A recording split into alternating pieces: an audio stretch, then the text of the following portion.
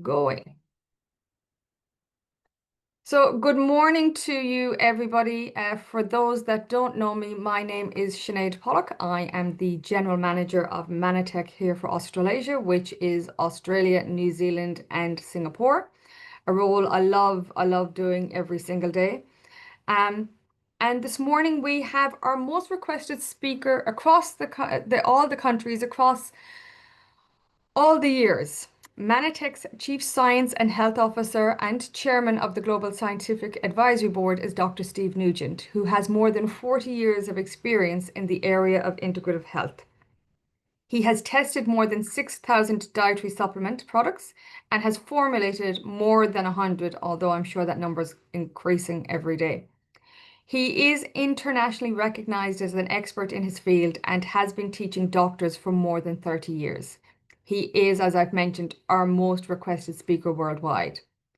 To understand the experience and the knowledge you're getting, Dr. Nugent has earned multiple degrees, graduating with top honours, no surprise to those that know Dr. Nugent, at both the undergrad and the graduate levels. His areas of study include integrative medicine, health and wellness psychology, leadership psychology, organizational psychology, neuropsychology, biological anthropology, nutrition science, and business administration. Dr. Nugent has served as president of the International Association of Complementary Medicine and is the president emeritus of the American Naturopathic Medical Association and is a professional member of the American College of Nutrition. He was awarded the Servant's Heart Award by Mannatech Associates in 2007. He was born and raised in Detroit, Michigan. He served his country with honor as a United States Marine. He has been a resident of Texas for nearly 2 decades and currently residing in Florida. So, without further ado, the man, the myth, the legend, that is Dr. Nugent. Good morning and welcome. Good morning, Sinead, and good morning to everybody in Australasia. I'll bet it's a beautiful morning there. More or less. Yeah.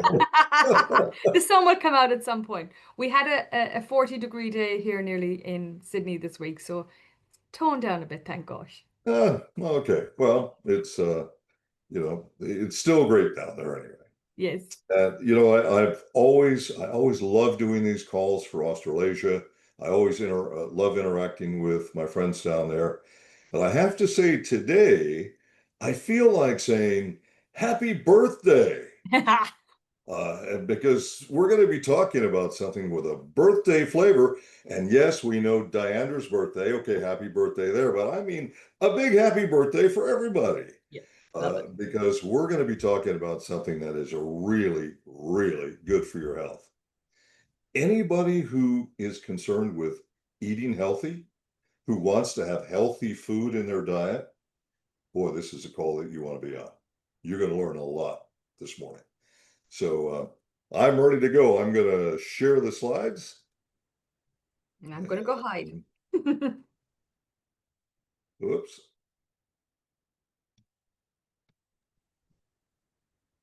Are they showing up there, Sinead? No, yeah, they are now. They are not. Go. Okay, good deal.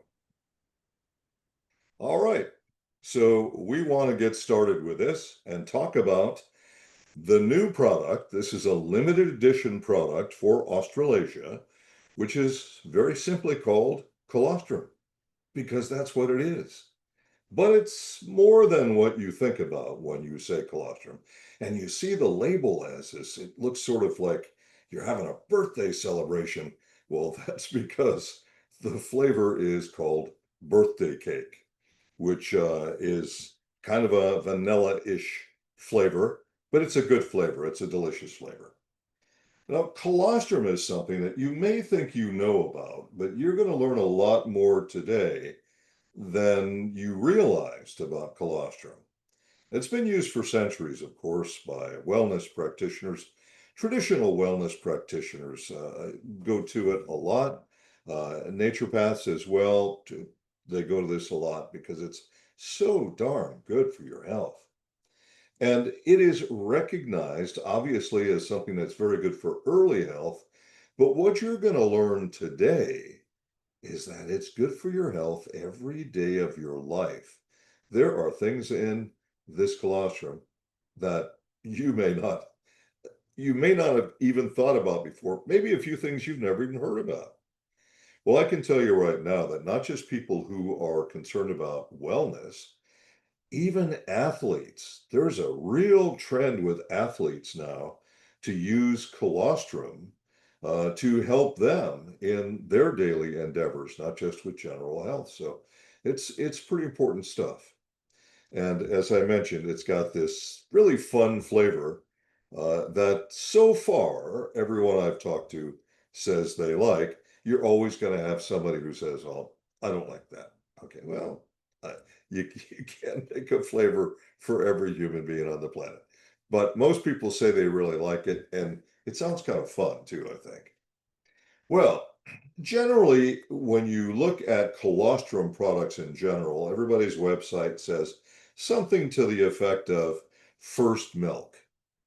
Well, yeah, you can say first milk from mammals, and it's often called liquid gold. And when you learn about the benefits in it, particularly the benefits in ours versus others, you'll know why it's called liquid gold, because it is really worth its weight in gold for your health.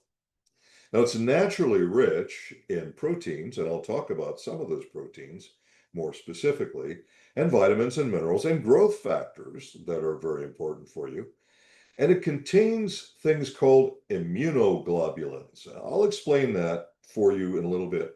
I know that we have guests on this call, and the guests may or may not have a strong scientific background. We're going to keep this very simple. I promise we're going to keep this very simple. And you will have a clear and easy understanding by the time we finish. So I'll be coming back to the idea of IgG and IgA. So we'll stand by for that. And of course, there's a lot of other very bioactive compounds. So compounds in the colostrum that are just really good for your health, things that we'll not have time to delve into in detail on this call.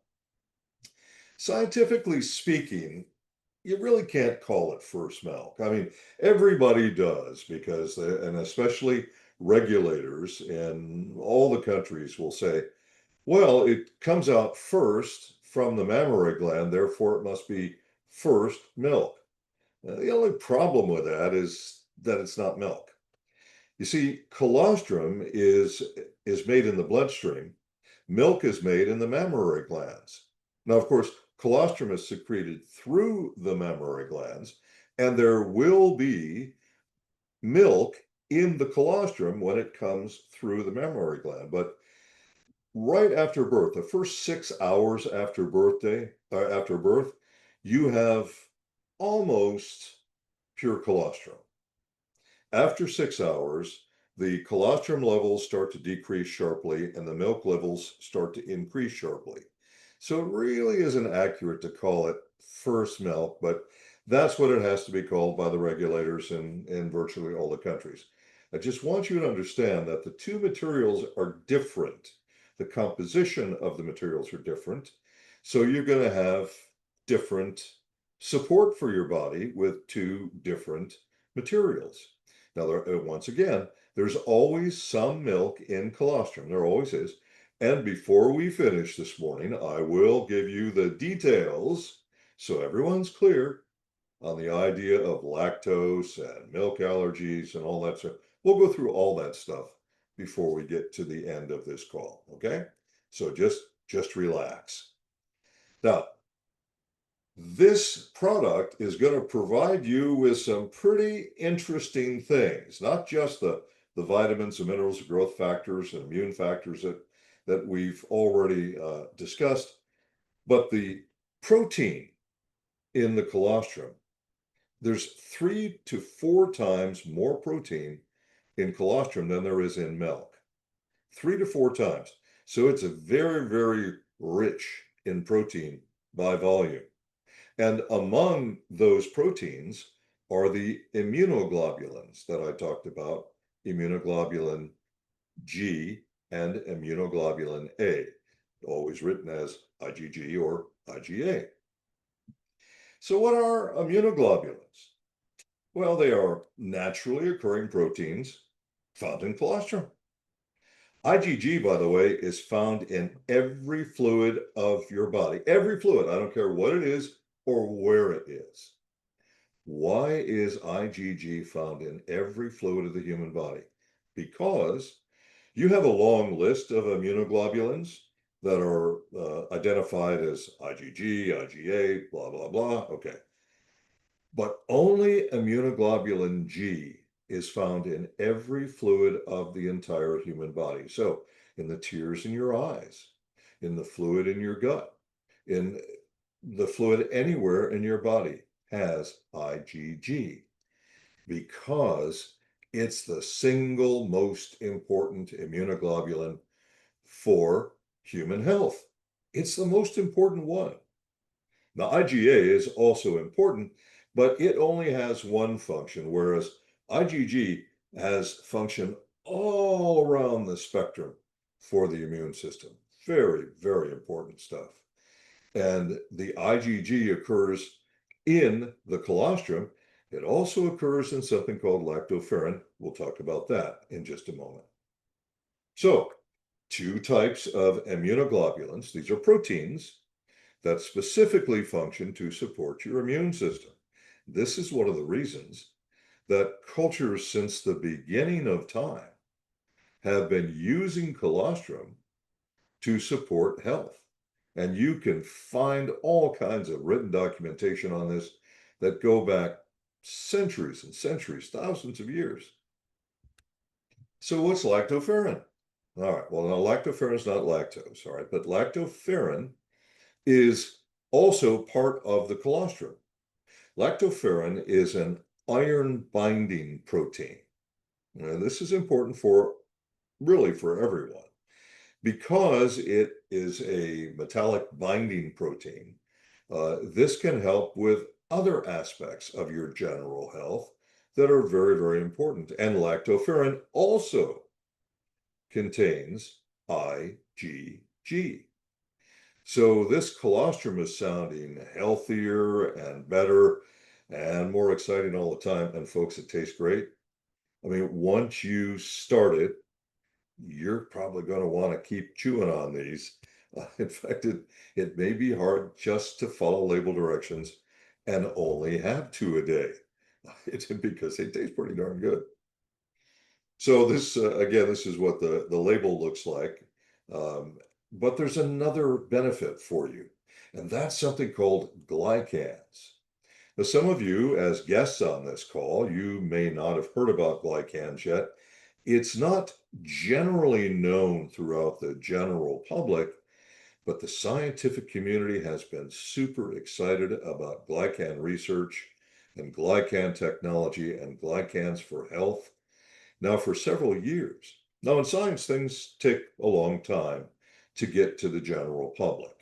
And they'll go through the news media. And if the news people don't recognize it or it doesn't sound like it's going to, get them higher ratings or draw in more viewers or listeners or get them more clicks, however that works, they generally will just go, I don't even know what it is. Who cares? Let's get to something that's more exciting. Well, let me tell you something, folks. This is one of the most important new areas of science. Glycans are amazing. Glycans are necessary for every single cell of the human body. Now, folks, there's nothing else you can say that about. Just glycans. And the research is amazing. And I invite all of you, especially the guests, I invite you, please, to look at one of the other videos I've made explaining glycans so you'll have a better understanding of it and their benefits. Or, tune into the next time we do it here for the Australasian market. Now, ingredient-wise in this product, there's colostrum. That's the main ingredient. That's the biggest part of it. And some of the sub-factors that I've just talked about a moment ago. But another benefit is a special form of something called beta-glucan.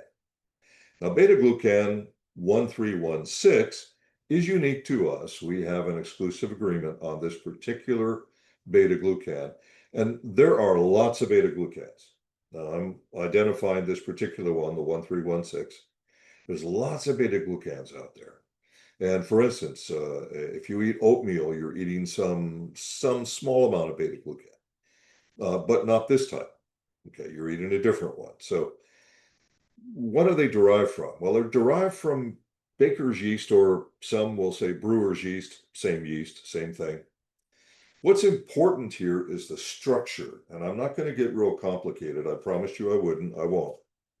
But let me say that when you're talking about glucans, you want the structures to be as complex as possible. The more complex they are, the better function you're going to get, the more you're going to get out of it, per gram. This particular beta glucan has been very well tested in scientific study, and it's pretty amazing stuff. Now, there's another really good thing about this particular beta glucan, 1316.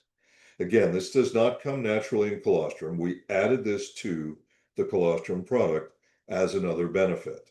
Okay, so it's an additional benefit, all right? This particular beta glucan acts at the mucosal level. So this gives you a different area of function, a different opportunity, a different door to open to help support your health when you chew the product. When you chew it, it's going to interact with the tissue in your mouth to sort of start that healthful benefit already before you even swallow the product. And that's really cool. And you won't find that with other colostrum products. It's very, very cool. Modified citrus pectin is added to it. And of course, that's always abbreviated as MCP. And then some people say, oh, what the heck is that? Well, you've probably heard the term before.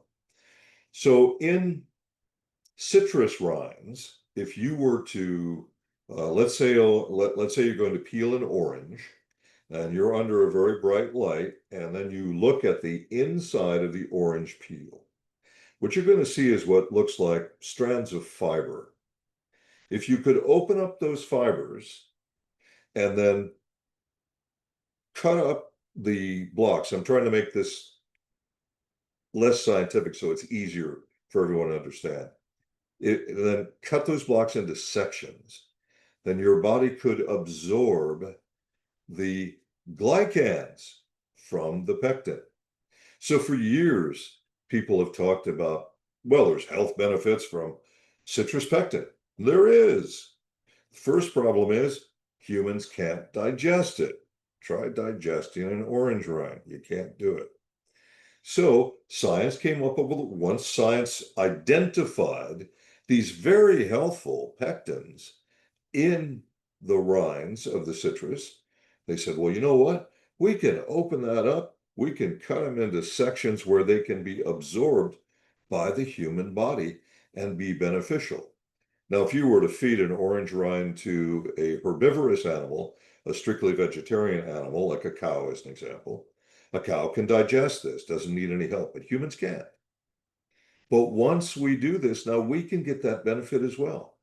Pectin has a long list of benefits, and I have other presentations that you might ask if you're a guest on this call, and so you've been invited on. Ask the person who invited you on to learn more about the benefits of citrus pectin. I've talked about pectin in some detail on other presentations. I won't do it here today. So when you cut it into sections, you have now modified it, which is how it gets the name modified citrus pectin. Okay, it's easy enough, isn't it? Let's get back to immunoglobulin G, IgG. Wow. IgG is found all over the human body.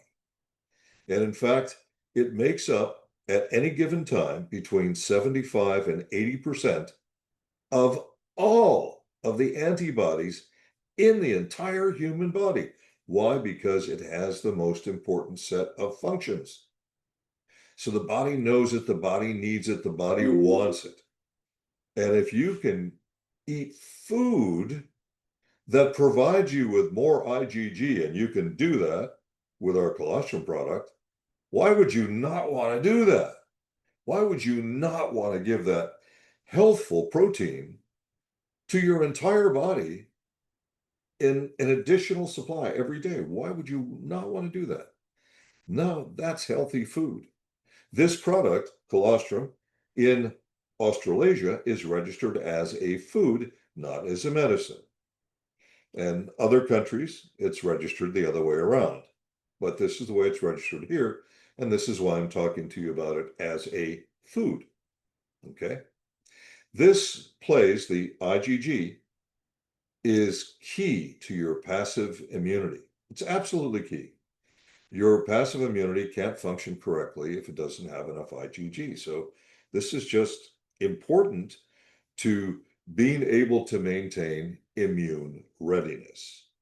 IgG antibodies, by the way, and some people will say to me, "Oh, this sounds really powerful. Well, maybe it's too strong. Is it safe?" I'll always have somebody that does that. And of course, I used to get upset in my early years thinking, why in the world would I recommend something that wasn't safe? Why would you ask me a question like that? But, people do. It just happens. So, and I'm okay with it now. It is so safe. IgG is the only antibody that can pass through the placental barrier for a pregnant woman's child. It's the only one. Do you think that's safe? Yeah, I think that's safe. I think that's as safe gets.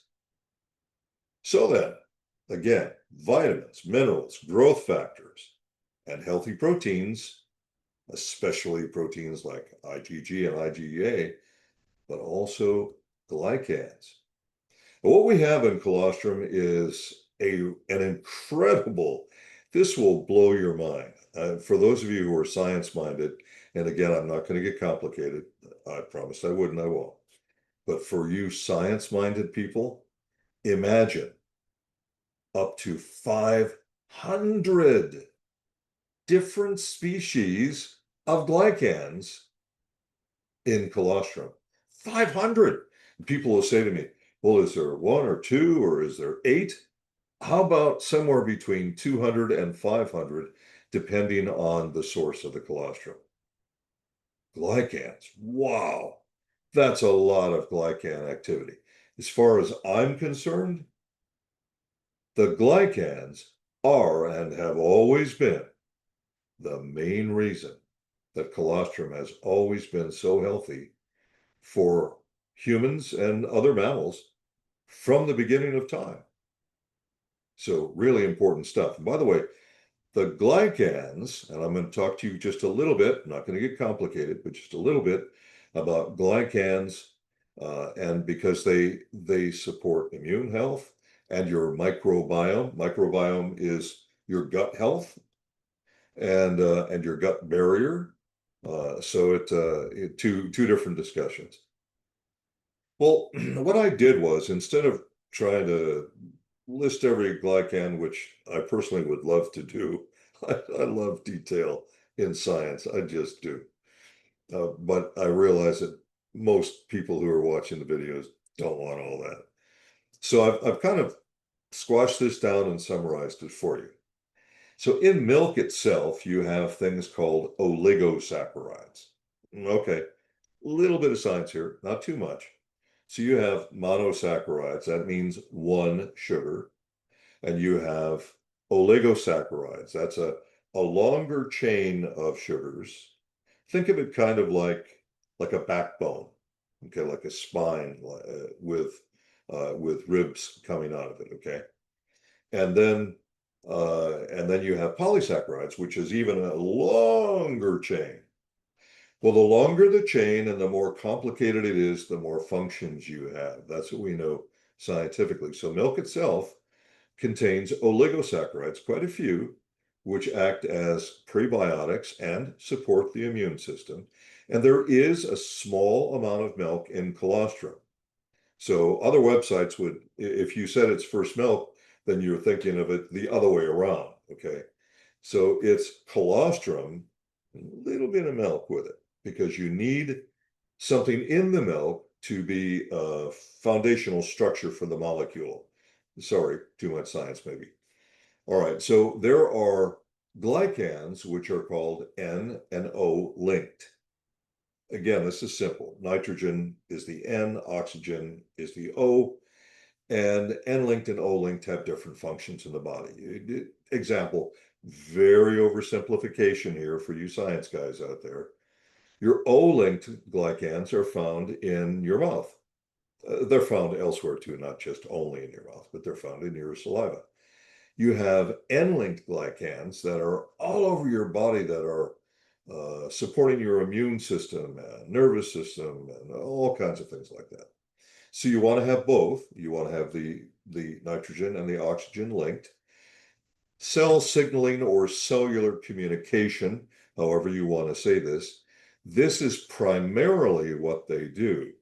So if your body wants to know what it's supposed to do under this condition or that condition, the communication is what tells it to do it. The glycans do the communication, which is why scientists are so excited about glycans right now. GAGs, I'm sorry, these are glucosaminoglycans. Now, these are found in connective tissues and wherever you have in your joints and that sort of thing. Very important for growth factors and binding factors, very important. They are also under the broad umbrella of glycans, the GAGs, glycolipids, which are found in fats of various types. This is important for development of the gut barrier. Your intestinal wall has to have a very healthy barrier between it and the rest of your body for obvious reasons. You want to keep the bad stuff in, and you want to be able to allow the fully digested nutrient to pass through your gut wall into your blood without having any bad stuff pass through with it. So your gut barrier is very, very important, how it remains healthy and tight, okay? Now, there also is some lactose, and I'll deal with the lactose idea here in a moment. There's lactose and lactosamines. These are again, the backbone or the structural core of the saccharides. Now, when I say saccharide, that's a scientific name for sugar. I don't want you to think about table sugar. That's the one you're familiar with. But scientists have been looking at all the other ones that are crucial to your health, to your passive immunity, to cell signaling, cellular communication, literally cell function. Every function in your body is dependent on various different glycans. So this is important. So that's there as well. And let's go down to benefits on this now, because this is a food registered in Australasia. Your benefits are general well-being, and of course that it contains IgG and IgA.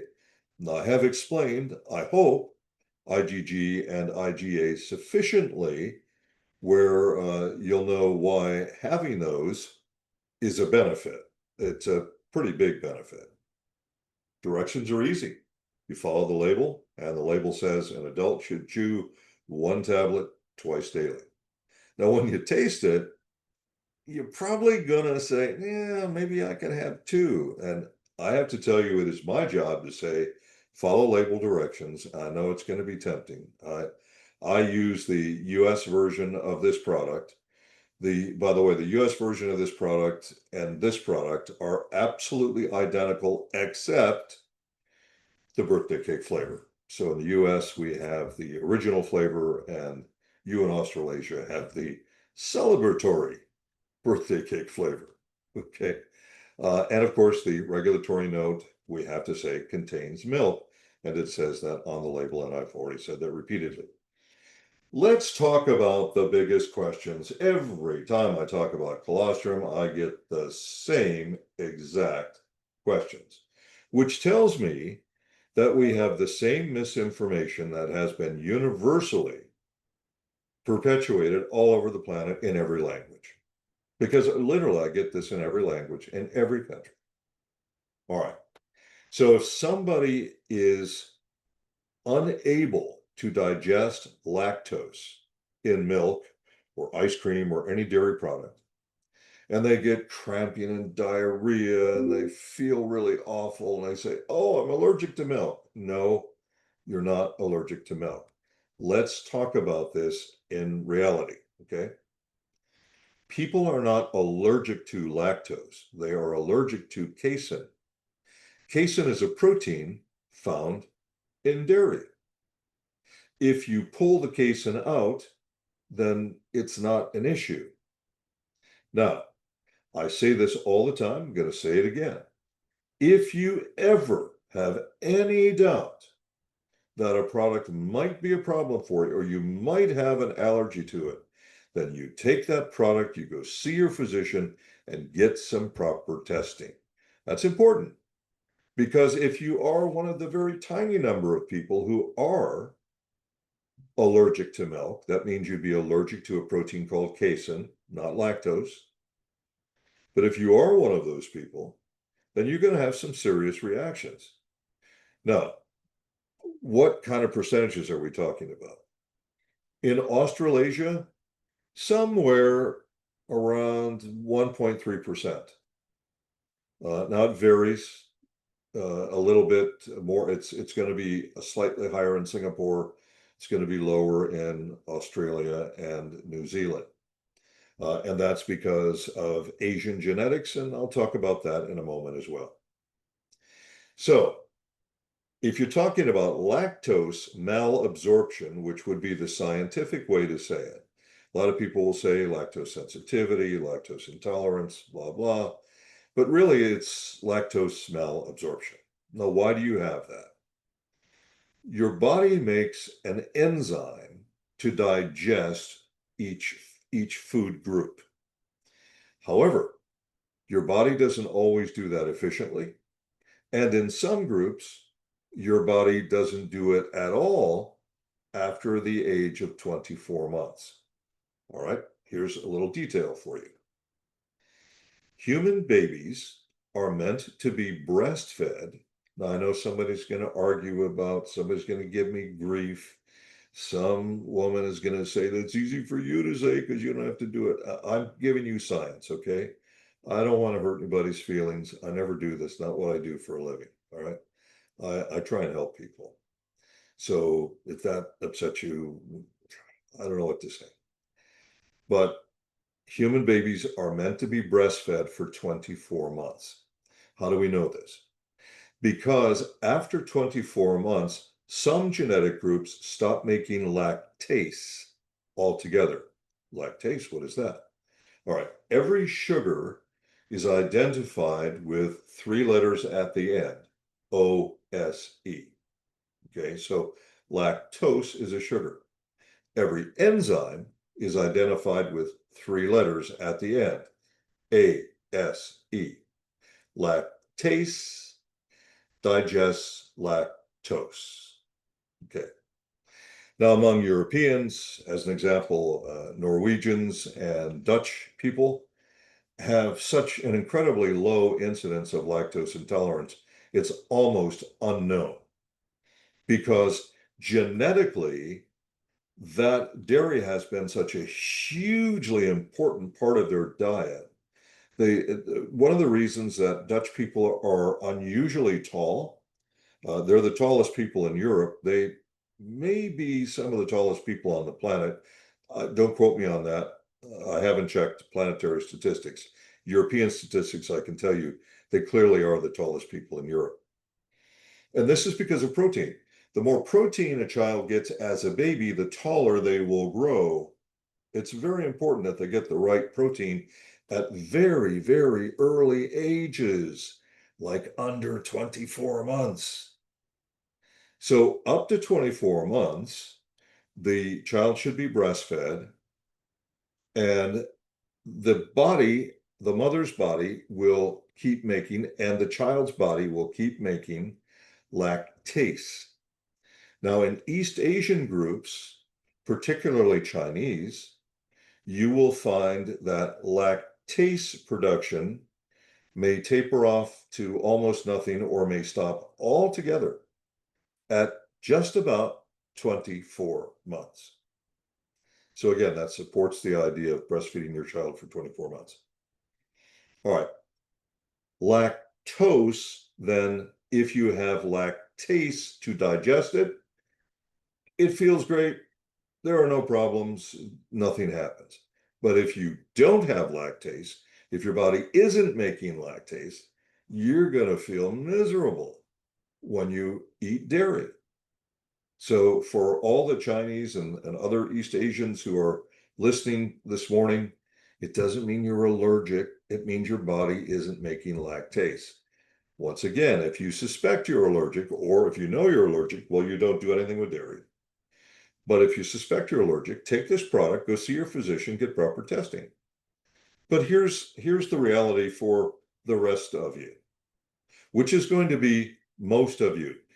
As an example, in Australia, approximately 5% of Australians, that's Australians as a people, not just uh, Caucasian Australians, Orient or Asian Australians or whatever, but as a people, as a group, as a country, about 5% total of your population is unable to absorb lactose, or to say it the other way around, are not making enough or perhaps any lactase enzyme. Okay, 5% is pretty small. And in some populations, it's much smaller. Among African blacks and among East Asians, the number is quite high. So again, because most of them don't produce lactase after 24 months. Okay.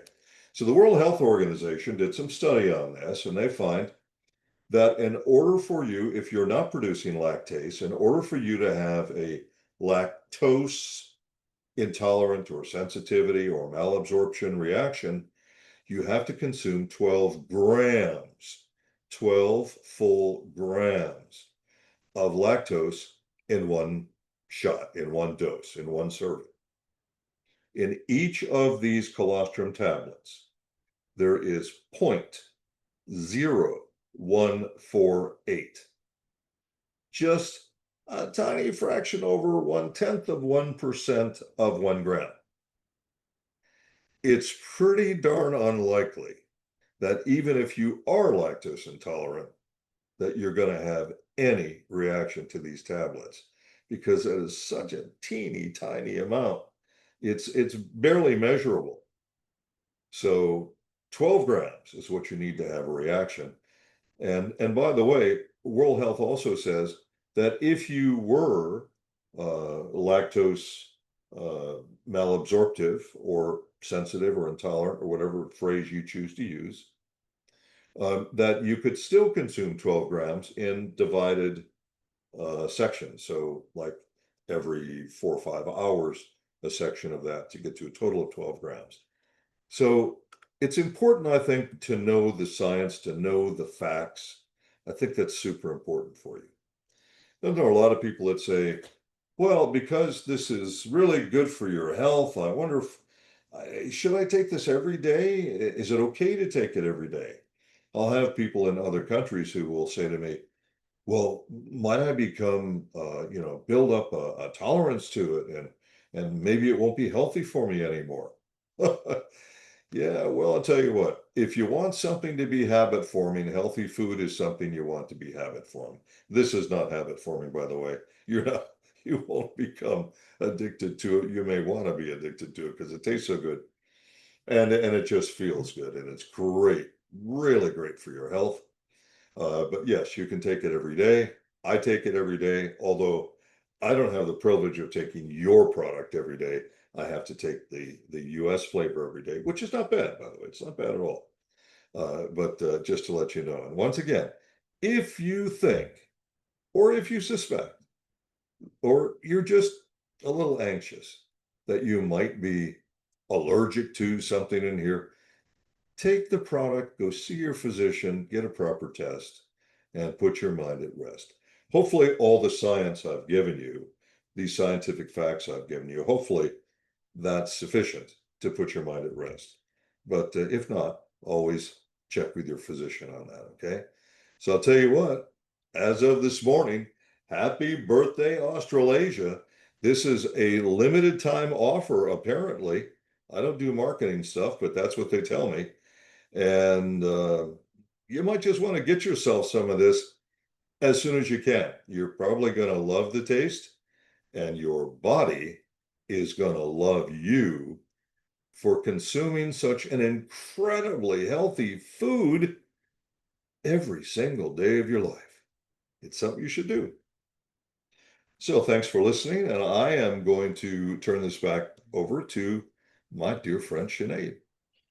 Wow.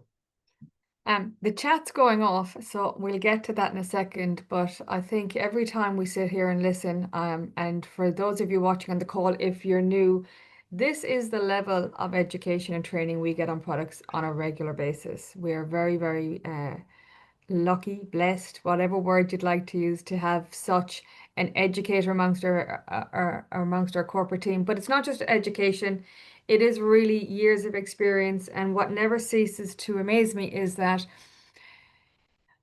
I've done a lot of these. Every time we do a new call, there's new research, there's new developments, and Dr. Nugent is at the forefront. I can say he'll send me slides, and then we'll send them back, and then he'll go, I found something else, and it's constantly ongoing. I think you're constantly on the forefront, you're constantly educating yourself and always looking about what's changing in the world. And I think it's a privilege to have that at our fingertips here at Mannatech. So Dr. Nugent, huge, huge thank you.